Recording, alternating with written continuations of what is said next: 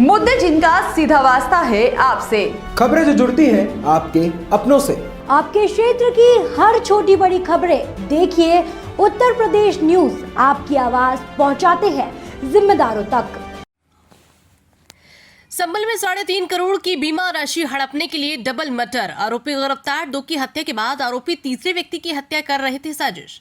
संभल की रजपुरा पुलिस ने ऐसे 7 लोगों को गिरफ्तार किया जिन पर 2 लोगों की हत्या करने का आरोप है।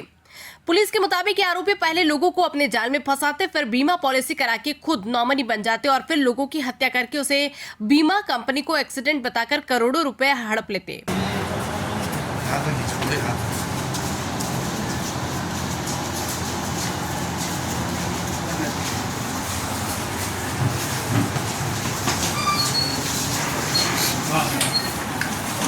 पुलिस लगातार इस गिरोह का भंडाफोड़ करने में जुटी हुई है।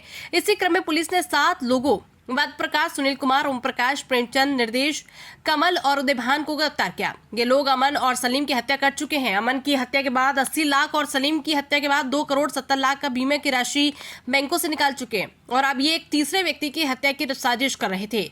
तभी पुलिस ने इन्हें धर दबोचा।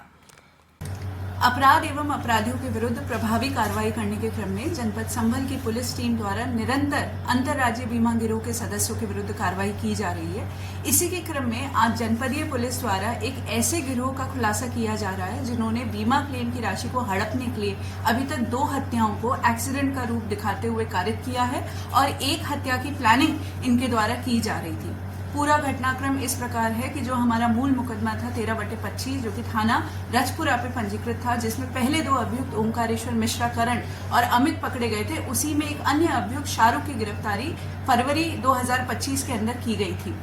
जब शाहरुख के पास से हम लोगों ने एक मोबाइल भी बरामद किया था और विवेचना के क्रम में ही जब हम उसके द्वारा उसके पास से जो बरामद मोबाइल था उसके डेटा का अवलोकन कर रहे थे तो हम लोगों ने एक बहुत अजीब सी चीज पाई कि एक व्यक्ति कमल के साथ जो उनकी व्हाट्सएप चैट्स थी उसमें वो एक अमन नाम के व्यक्ति की पॉलिसी क्लेम के बारे में बात कर रहे थे। अमन की हम लोगों ने जब देखा तो 7 कुल पॉलिसी थी जिनकी जो कि HDFC, Ergo, ICICI, Lombard, SBI, Aditya Birla इत्यादि कंपनियों की थी और जिसकी कुल वैल्यू 2 करोड़ 70 लाख थी।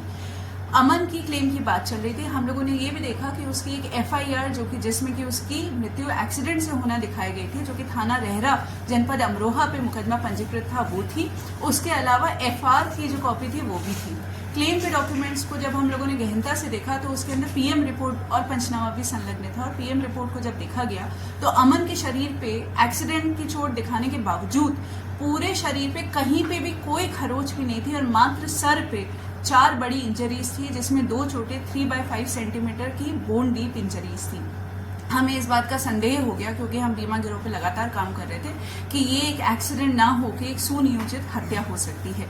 इसलिए हमारे द्वारा एक रिपोर्ट प्रेषित की गई कि इसमें अग्रिम विवेचना की आवश्यकता है और DIG सर के आदेश से ये अमरोहा से ये विवेचना जो है थाना रजपुरा में ट्रांसफर हुई। इसी की विवेचना के दौरान जो हमने दस्तावेजों से 2 प्रमुख अभियुक्तों को चिन्हित किया था, उनका नाम था कमल और वेद प्रकाश, जो कि धनारी के रहने वाले हैं। इन लोगों को हम लोगों ने बुलाया और इन लोगों से गहनता से जब पूछताछ की गई तो इन लोगों ने स्वीकार किया कि इनके द्वारा बीमा क्लेम की राशि को हड़पने के लिए अमन की हत्या की गई, जो कि इनकी सगी मौसी की लड़की का लड़का था। इनकी मौसा जी की डेथ हो चुकी थी और मौसी की लड़की की भी डेथ हो चुकी थी।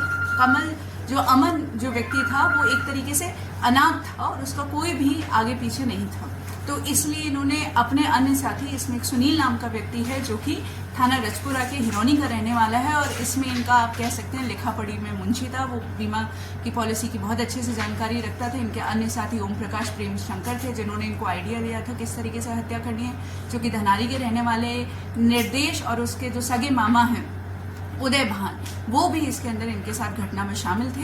ये लोग सुनियोजित तरीके से पहले इन्होंने इस बच्चे की साथ पॉलिसी कराई 2 करोड़ 70 लाख की, फिर इससे ये लोग धनारी से लेकर गवां से होते हुए ये लोग रहरा थाना में पहुंचे, जो कि एक सुनसान सा क्षेत्र है, जंगल है वहां पे।